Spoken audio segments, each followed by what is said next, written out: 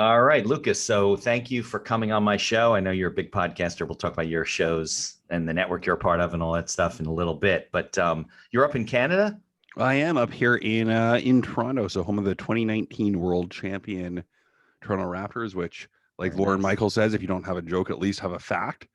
They were the longest consecutive champion without winning back-to-back titles because of COVID. It pushed out the next title being crowned. So in terms of consecutive days, So they've held the Raptors title hold the longest. record, the Yeah. longest annual champion for over 370 days or whatever the more than a year is. Right. Well, hopefully there'll be no opportunities for people to break that because that would be bad, probably, right? Still not the defending champs, but Like another pandemic. That's what people know Toronto for, and crack smoking mayor Rob Ford. All right. Well, I appreciate that. So I was looking. I think we got connected through maybe a PR guy or one of the websites, right? Connecting some podcasters. We met a couple. I don't know if it was weeks or close to a month ago, but met a few weeks ago, and that's how we got connected as a couple of podcasters. Yeah, and I think it's interesting, with all the entrepreneurs that I talk to and all the entrepreneurial, well, let's use the word coach for lack of a better term, but the people that mentor and motivate and inform and educate other entrepreneurs. You're the first guy that I really met that really focuses on e-commerce. I mean, everybody, I guess, kind of dabbles in it, right? I mean, everything's e-commerce now, and that's what I found. No, but you focus. Don't you focus strictly on a lot of businesses that are only e-commerce, right? That's their only way. Like Shopify, BigCommerce, Magento. You're selling like products, like this replacement watch strap, right? Like real. This would be an e-commerce product. It could be a drop ship store. It could be, which is where and you don't hold any inventory. Maybe you just have a supplier in China, and you just kind of act as a middleman. You never take possession of the product. You don't, which is actually the business model that Wayfair has, and a lot of people don't know that. Right. Yeah. No, they don't want to. I mean, yeah, I know they don't want to. Those guys came out of Cornell. I think they had like 400 websites for every product you possibly can have, and then eventually they consolidated, right? That sounds right to me. Yeah. So, okay, well, let's go into your background a little bit because I'd like to know, where you grew up, kind of what your background is, becoming an entrepreneur, and then we can talk about some of the companies that you have owned and grown and sold, and then how you got into all the e-commerce work you did. And by the way, so you are also the host of the Rolled Up podcast, and what's the e-commerce one? Pit Stop, and everybody should check those out on. I assume they're on all the platforms, right? Apple, Google, they Spotify. Apple, Google, Spotify, Amazon, Overcast. Cool. Crowdcast, we'll put links in the show notes for those shows as well. Wherever you listen to your podcast, if you're on some weird hipster platform, we're on there. And if we're not, you're probably on more than me. I'm probably on the top 8 or something. You're probably on more. So yeah, you can get on there. So, okay. So maybe tell me about your background and, where you grew up. Were you raised in Canada, and then how you got into entrepreneurship? Born around Toronto, and then a city called Hamilton, then moved to a small town when I was 1. Just give me a second here. I'm going to adjust my headphones. No problem. But apologies if you have to do a little edit here. We don't like editing in our podcasting world. Especially the video. We don't edit the video, so people can see all the behind the scenes. There you go. Now you can hear better. Well, I can move. It was caught around a bunch of stuff. No, you choking and dying on screen would not be good for my podcast. It would be great. If I get a lot of views, right? Yeah, your views would be substantially higher moving forward, and I wouldn't care because I'm dead. Right, so Lucas Walker dies on screen. That would not be good. Okay. You won't believe which entrepreneur died live during a recording. The host did nothing to help. Right. Which I think there's a plethora of lawyer jokes that could be no question about it. As a lawyer, I could tell you there is. Yeah.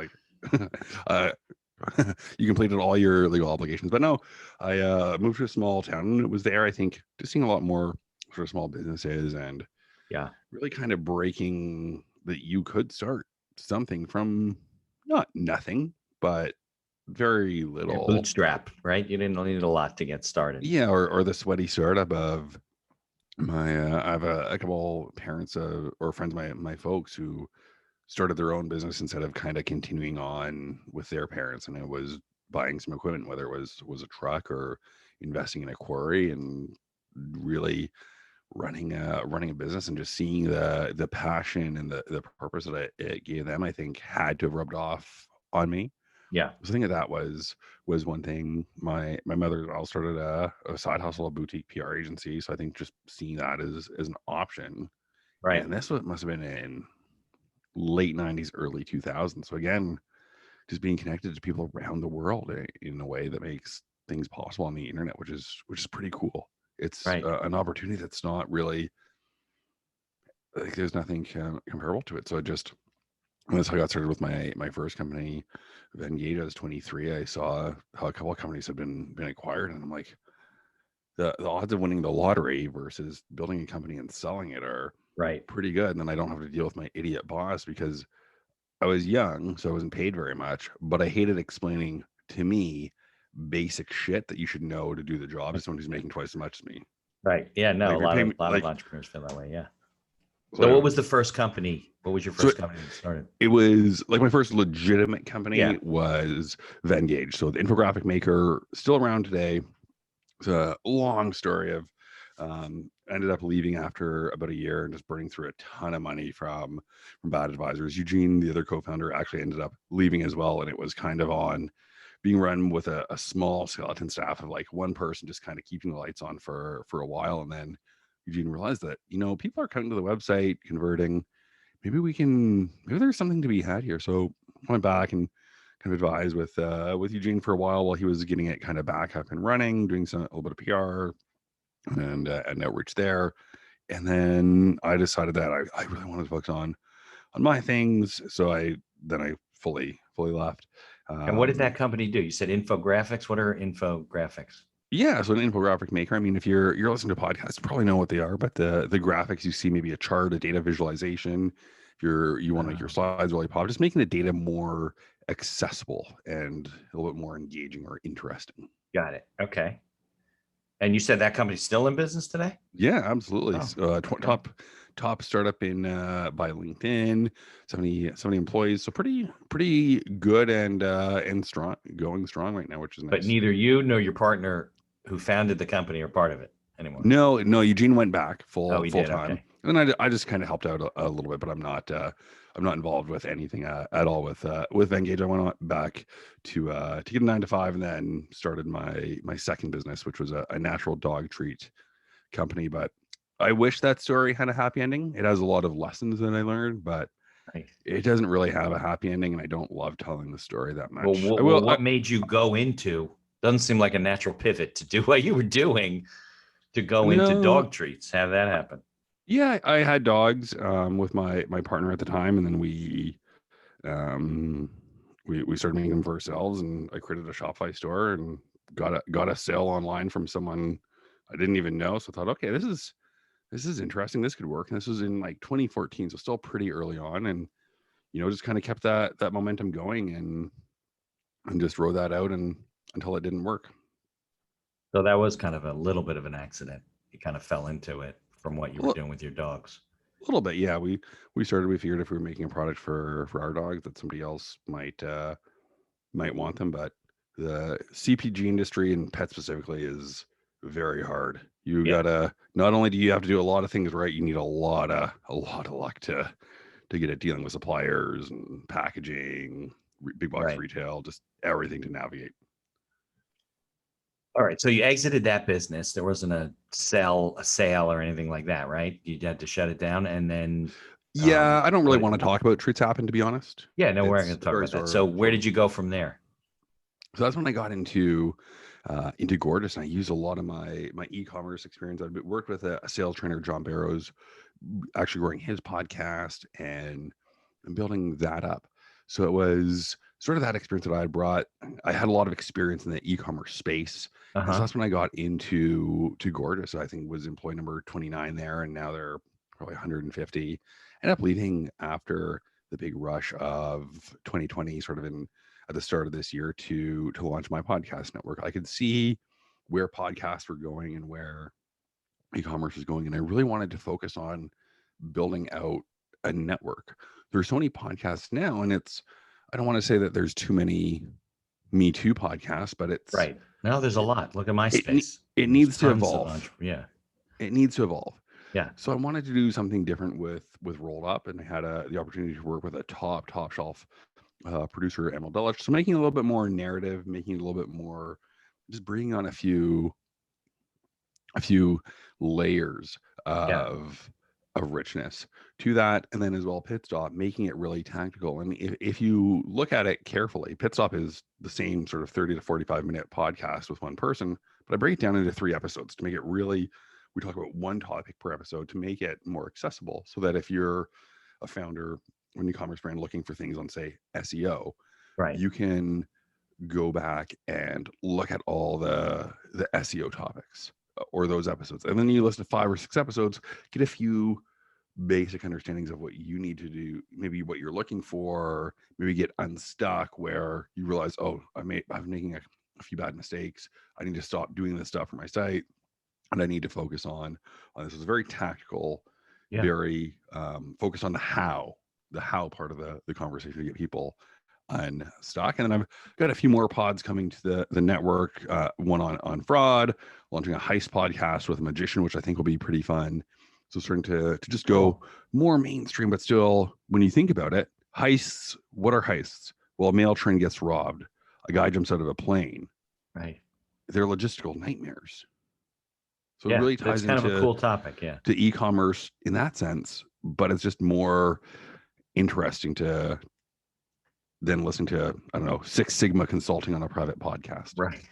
It's funny. I've been in talks with several groups about forming a network, because I always felt that if you had a bunch of like-minded people, you'd have pooling of resources, you have bigger bigger distribution lists, you'd have, ways to do editing as a group. I mean, there's all kinds of economies of scale that you kind of get, as opposed to being on your own. A lot of us don't monetize. I certainly don't really monetize the podcast. So I don't have a lot of resources to dump money into my podcast. I got to run my law practice. That's how I pay my bills and take care of my children. So it's more of a content marketing for me than anything. So how do you get into the considered podcasting for entrepreneurs as a lawyer, as a law firm? Not that you're not an entrepreneur yourself, but it's a little bit different than when you think entrepreneurs, you don't necessarily think professionals of lawyers or accountants or doctors, Right. even though it's the same thing. Yeah, Way the even pain. though We're they doing the are same job. entrepreneurs. Yeah, Like, well, you're still you're running a P&L. And it's funny you say that, because I guess, at least in the United States, probably 80% or almost 90% of attorneys end up in like solo practices or small practices, whatever. They don't look at themselves as entrepreneurs, so therefore they don't run their businesses that way. And I had a business plan challenge, I think last summer, where we would, over a 5-day period, we wrote a business plan. People, win whatever to complete the thing. I had a couple of colleagues call me, should I be doing this? I'm like, yeah, you don't write things down like for your practice. It doesn't have to be like a formal business plan, but some sort of strategic planning. You just wing it and just deal with the stuff coming in the door. I mean, it's not a very so we're not really taught that way as professionals. That's the problem, And it's easy. And that's what the whole MBA is based off of. At least I think 50 years ago, it was, you're running the Quaker factory, and you're being kind of promoted into management. And you need to learn how to run a P&L and some basic understanding of accounting and human resources. Yeah. And it's not really meant to be a master's. And you see a lot of people just going and doing an MBA like right out of their undergrad. It's to fill the gaps of your professional knowledge that you don't have to take your career to the next level. At least that's how I view it. They don't have those skills. Yeah, that's the problem, right? They don't even know what a P&L means. They don't know what P&L stands for, profit and loss, and they just don't look at it that way. So that's a whole nother issue. Okay, so I thought it was procrastinating and doing it later. I thought that's what it was. Yeah, just pushing that's all good. the I love stuff that. I don't want to do. I love that. Right. But that's true, right? Because people look a lot, especially professionals and attorneys, I can speak for, but we go on this roller coaster ride where we bring business in and we make connections and we start working on the files that we're handling for clients. And then we stop doing the business development stuff, and then it dies down, and then we have to do it again. And it's just a constant roller coaster. You have to kind of put things in place and run yourself like a business. So you do have regular business coming in where you're dealing with the business and it's on a, conveyor belt, so to speak, and it's going down the line and being worked on. And there's things coming in the pipeline at the same time, but that's why a lot of them struggle. So it's unfortunate. But you always have to be prospecting. It's just one of those things where you got to be telling someone about what you do. Even for me, it's if I launch a podcast and the episode is really good, I'll start messaging people saying, hey, this is like, I'm proud of this. Just like, you like podcasts, love a review. check it out. Right. And it might not sound like a lot, but no, you get 2 or 3 reviews every day for a year. Yeah. And all of a sudden you've got 1,000 reviews, and that's pretty legitimate.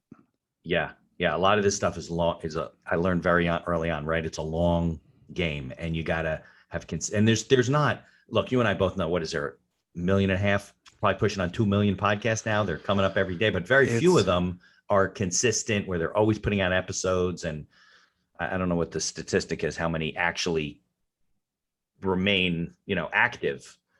But it's not, it's not 100%. That's for sure. Mm. And that's also one of the beauties of the medium is you can do a season of 8 episodes and they're still around for the next decade and people still listen. Yeah, to they them. stay. You don't have to keep publishing all the time. Right. I think that the number of active podcasts that have had 2 episodes or more released in the last, say, 90 days is drastically lower. Yes, there are podcasts, but they're not still getting any downloads or really any sort of engagement. Yeah. Yeah. Like, well, it's the same thing as any other content, right? A lot of people don't stick with things. And I think that, like you said, if you can't get 3 Google reviews and expect that to do something for you, but if you keep getting 1 a day or, one every couple of days, and it starts to build, and then you have 1,000, that now you got some, now it starts doing what you want it to do. Right. And people say, oh, Google reviews didn't work for me. Well, you have 5 of them. Of course, it's not going to do anything. You posted 3 times on LinkedIn. So don't tell me LinkedIn doesn't work or Facebook or whatever. But try doing something every day for a month and then say it doesn't work. That's good advice. And maybe you don't get the results, but maybe you get something. You get some traction. You have some movement, decent set of data. Yeah, exactly. I think, that's probably a good number, right? 30 days every day, do it 30 times, see what happens. Don't evaluate anything until you get there. Don't give it up and say, oh, this doesn't work, because people don't stick with it. And that's one of the, it took, 18 months or more before I actually started to see business and connections from the podcast. Now I get contacted every day by PR people, other people that think of me, they need legal work, PR people for guests. I don't really have to look for guests too often. So but that's another. So I want to talk more about e-commerce though, because it always fascinates me, the people that kind of get in there and they start businesses, and some of them, like you said, never even take possession of products. They're just kind of drop shipping and stuff like that. So tell me what you're doing in that space, how you're helping people, what kind of things you see happening in the e-commerce platforms. A lot of it is really connecting the dots, and the tech is coming up a lot more now. So if I were to pick like a trend that's going on this year, it's not sexy, but I think inventory planning and management is going to be a big thing. And that gets into a lot of marketing strategies like discounting. Sure, you make the sales now, but you're running out of inventory that you could have sold at a full price. And that discount that drove a lot of sales now, that took 15 points of pure margin off your top line over the next 3-4 months. And now you're out of inventory for 2 weeks. You're not making sales anyway. Right. So I think that there's just a lot of heavier challenges like that you can't really talk about unless you've been through it. I've also had the privilege of working with a lot of different players in the ecosystem to just know how things work and to really be able to navigate them. Yeah. I think that's why I really started Pit Stop, is to just create the content that wasn't there for me as a merchant, and just connect people with the experts that they need to take their business to the next level. Because I mean, Facebook is changing everything with ads and email. You need different strategies and different tactics to get there. And maybe like you can't put all your eggs in one basket. It's not like all Google AdWords nowadays, right?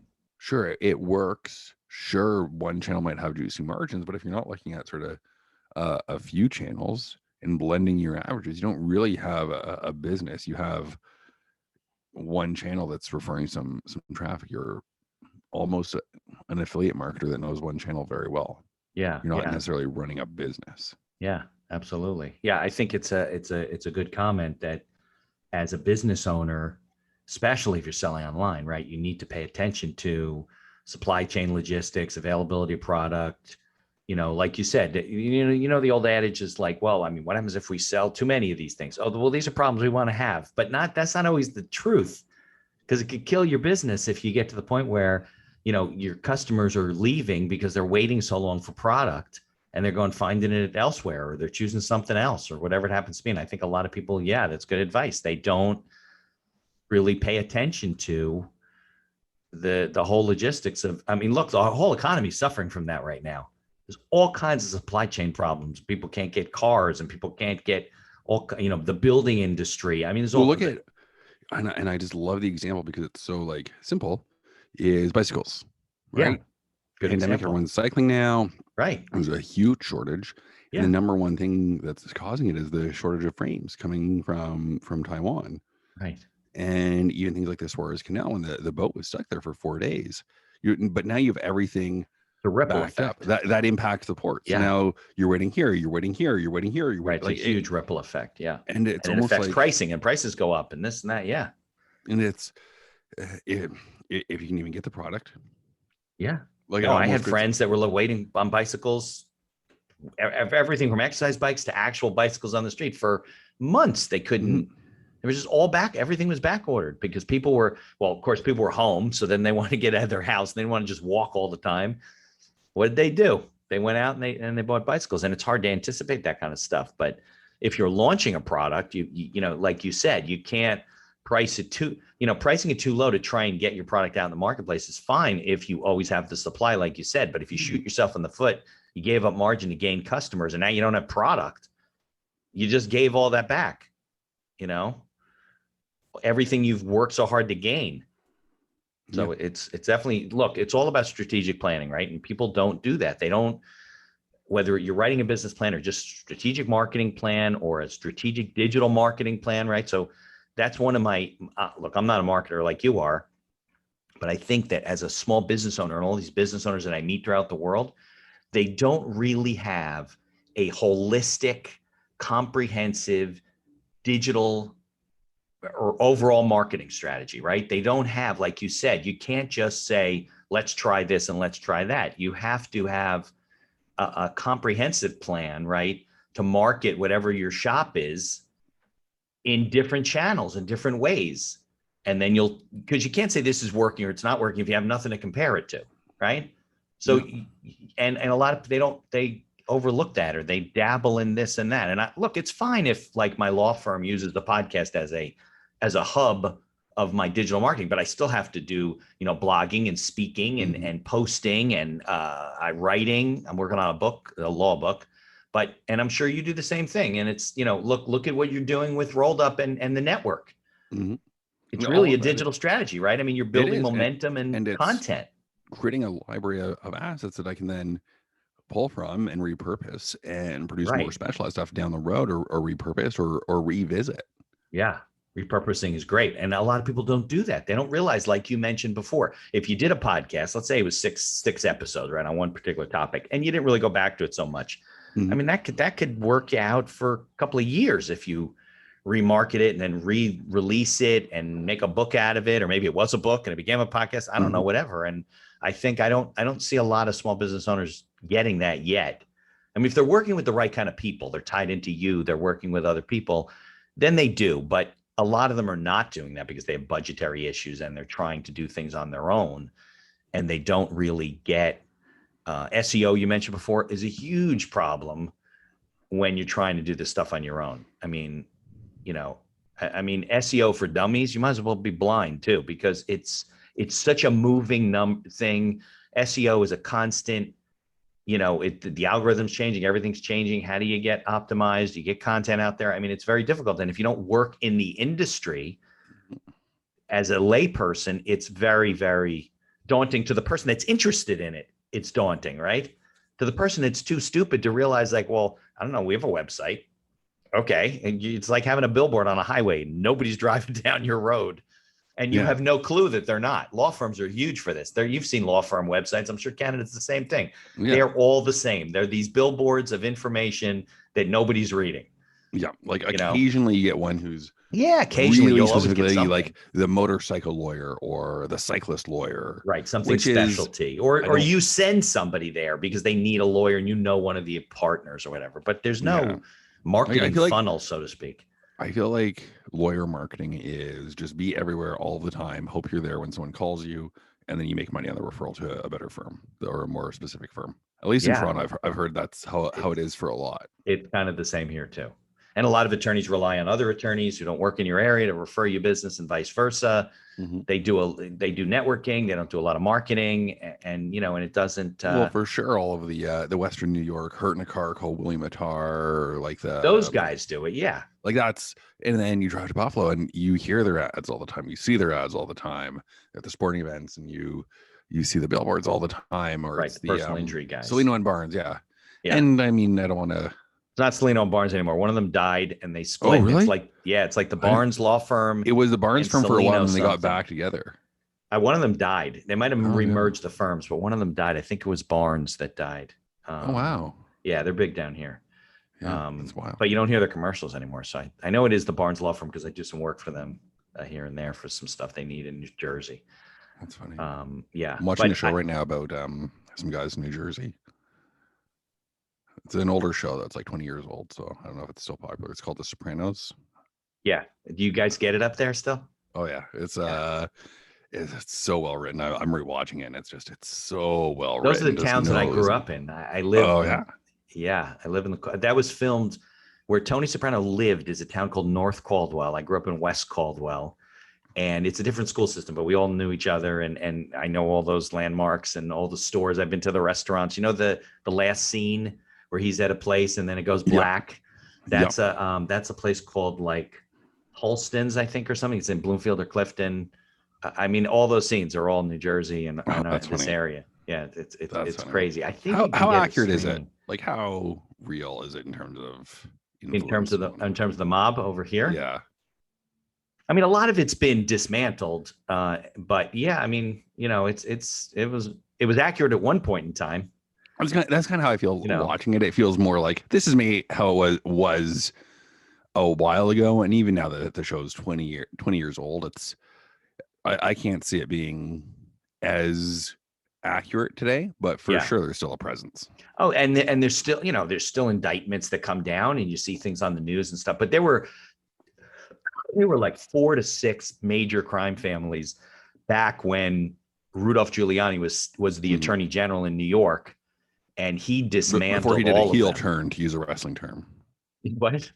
Before he did the heel turn, to use a wrestling term. The heel turn, yeah. Before he developed dementia, I don't know what happened to him, but he was like this hero in New York, and he took apart a lot of these families. And there was a lot of wars and murders and things that went back and forth, but a lot of them have dissipated. But yeah, I mean, look, every once in a while I run into a client who's doing something and something pops up that somebody they've been doing business with is in this indictment in Queens County for this or whatever. And yeah, it's still out there. There's no question about it. They just keep, I think smartly so for them, they keep a little bit lower profile than they used to, but The Sopranos, I guess you can get it streaming on HBO.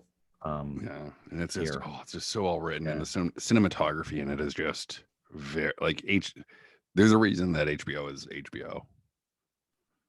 There was a scene where I think there was like a senator or something that Tony was influencing, and he was cheating on his wife with a girlfriend. And there was a scene at her condo, whatever. It was in my dad's complex. They like blocked off this whole section you couldn't drive into unless you lived there.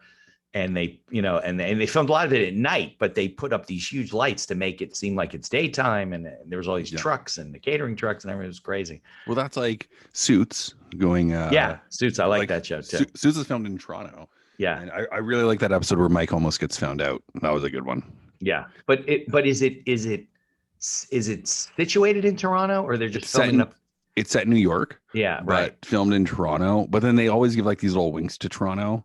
Yeah, and if you walk on Easter eggs, right? Yeah, you can see all the buildings, and you know it's Toronto if you're from here, and it's like, oh yeah, I know that bar, and it's the same thing of, oh yeah, these are all the spots. But yeah, it's funny now that you mention it. I never really associated that with New York because there's no backdrops or anything in New York. See a little bit of it, I guess, here and there. It's an office, but it could be any like major downtown core. It could be Boston, Chicago, Toronto, any sort of. And I'm sure it's much easier to film in Toronto than New York. Toronto has a huge film industry. So tons of government grants, and just like the crew that can do it is the other thing too. They get the people. Like film sets are like big productions. You need a lot of bodies to know what they're doing. Yeah, it's crazy.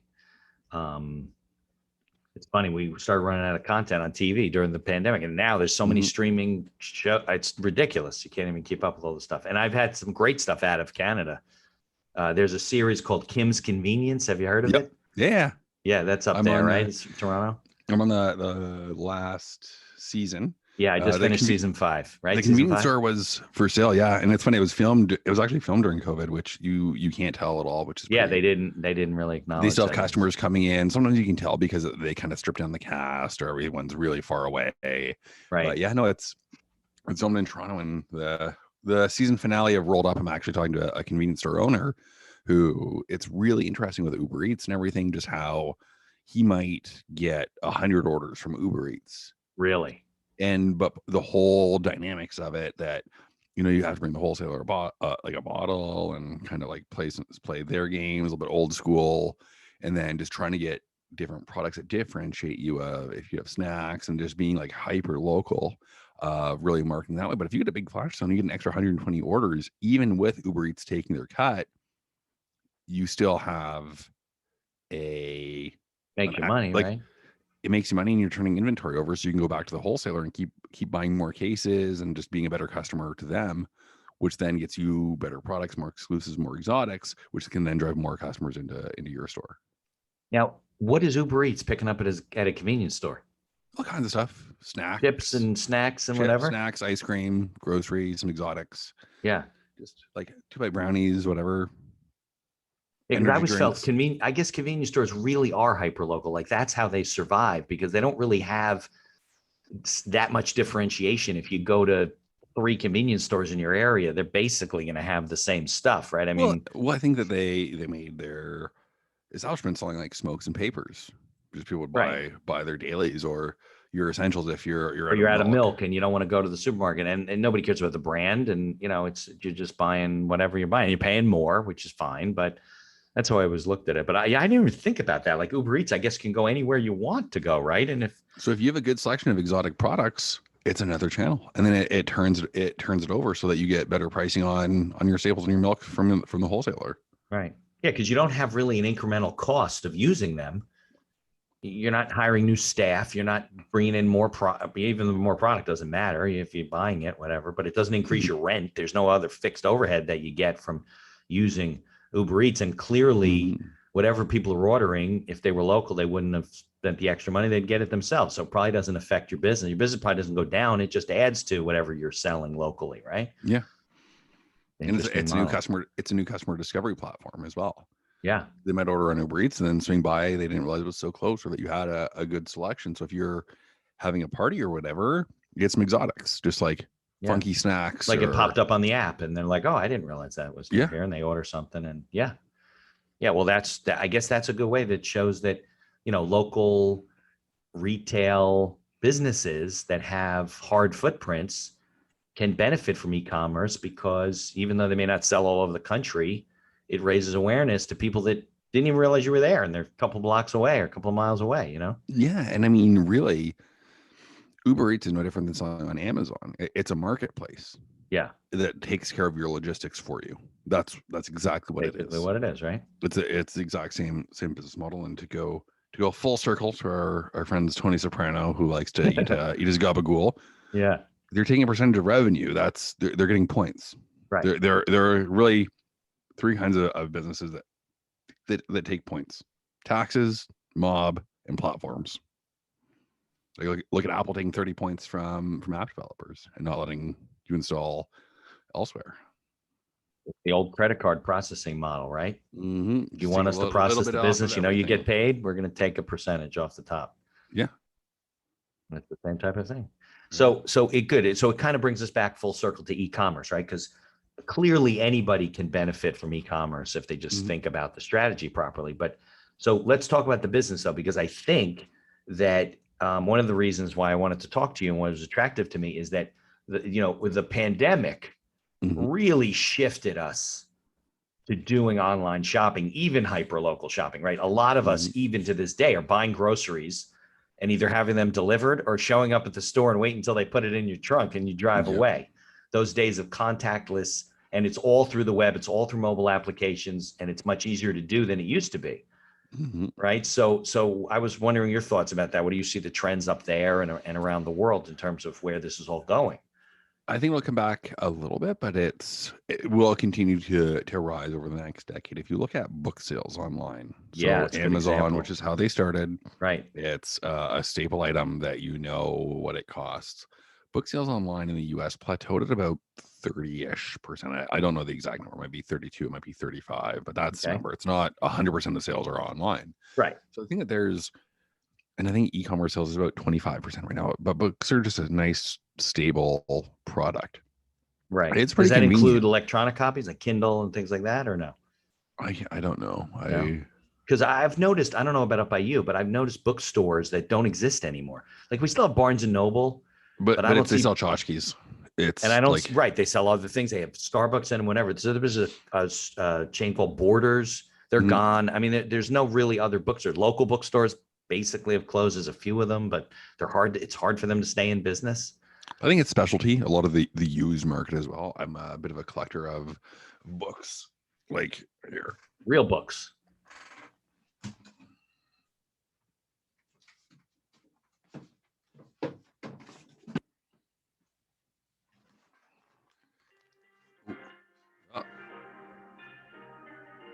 oops. Like this one here is a nice vintage copy of Ogilvy on advertising. So I'm always just like looking for the classics on like Right. just nice original prints. Sometimes you get kind of cool things or little stuff. Somebody highlighted this, which kind of sucks, but Yeah, but that was from a used store. And there's some used exactly. bookstores in my town too. Yeah. So, but yeah, and even used bookstores can sell on Amazon and other marketplaces too. So if Right. you're Of course. on the aftermarket, that's where a lot of the money can be, depending on what you're looking for. It just opens up so many more markets. Right. All right. So if I'm a business owner, an entrepreneur, right, small business owner, and I don't know what the hell I'm doing, right? I'm selling stuff locally. How do I get started in e-commerce? What's the easiest way for me to get started? How should I get started? What do I do first? Start collecting emails. Emails what pays the bills, whether it's driving people to your product page or to your store. People are just a lot more forgiving when Right. they know you a little bit and they're a little bit more familiar with you. So email by far is the best way, and then have some sort of way for people to be able to purchase with Apple Pay or a saved credit card somewhere, Where you probably gather their email through their addresses, phone. right? Make sure that it's friendly, and then like that's it. Like let's have an email and say have a way for them to buy and say, hey, do you want to buy this stuff? Yeah. If not, tell me why, and then take that feedback and keep iterating. Yeah. So I have two questions. One, I could have paid you to say that. I think one of the shortest comings that business owners miss is that growing an email list. Even if Mm-hmm. you're a retail store, you ever have like a fishbowl, and they're giving away a free lunch Mm-hmm. or a free smoothie or whatever. You put your card in there, you don't win the lunch. You never hear from them again. Like these people have come, they said, "Hey, we're patronizing your store. Here, I'm raising my hand."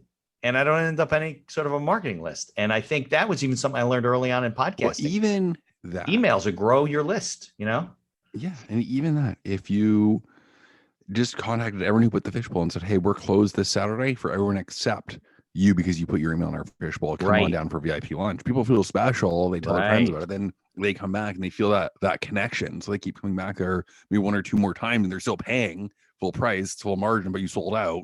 Yeah. Yeah, Like no, email marketing lists are gold because like you said, you contact them, you share them information, you stay in touch. They know you're in business. They think of you. And I think that is a huge, you have to build a marketing list. You really do. And people don't do that. Now, if I'm going to start a store, let's say I sell my products, I don't really sell them online. What's the easiest way for me to get started to set up an e-commerce store? Shopify. Spend the Shopify? $29. You set it up. It goes through everything. You can do it in a couple of hours. It won't be pretty, but it Right. works, It'll be a start. which is pretty cool. Right. Right. But as you develop and as you start selling things, then you can move up to, better products, working with a professional. Or even just like taking a design course or a copywriting course, reading a couple books on it. Just you read a book on design and a book on copywriting, you can make a site that's good enough. Wait until, and then like that'll get you to your first million in revenue. And then once you hit that, then that's when you can start trying to find experts and growing. And are there, if I'm a business, I'm looking to get started in e-commerce. I don't own a business. So I'm like, well, it sounds like e-commerce. I don't have to rent a store, right? I don't need real estate. I don't have to sign a lease, whatever. Are there any trends that you see like products or industries where e-commerce is growing, where there's opportunities, or is it just a really crowded space? Everywhere. It's everywhere. The industry is just growing so fast. The opportunity has never been better. That's not to say that it's easy. Everything's hard. Everything's competitive. Right. I'm sure you, as a lawyer, a lot of lawyers go through law school thinking, oh, I can go through law school, I'll be set for life for a job. Oh yeah, I'll have a job and it'll be no problem. No, it's very competitive. Not so much. It's incredibly hard and difficult, but it can be a good career in a number of different ways, whether it's on the software, app development, product, consulting, copywriting, ad buying, building the stores yourselves. There's a lot of pie to contribute to. So you don't need to do everything from end to end, too, which is nice. And how would somebody get advice for people? How would they go about sourcing products? Like, what's a good way to find products that they may want to sell that are available? I would say, you basically have to connect as a wholesaler, right? Yeah, and I mean, it depends. You can just call wholesalers or different marketplaces. I think I really want to refrain from saying Alibaba or AliExpress, but it's a great start. And because that's international, Alibaba, right? It is, but it's not that hard to import. It's easier than you think.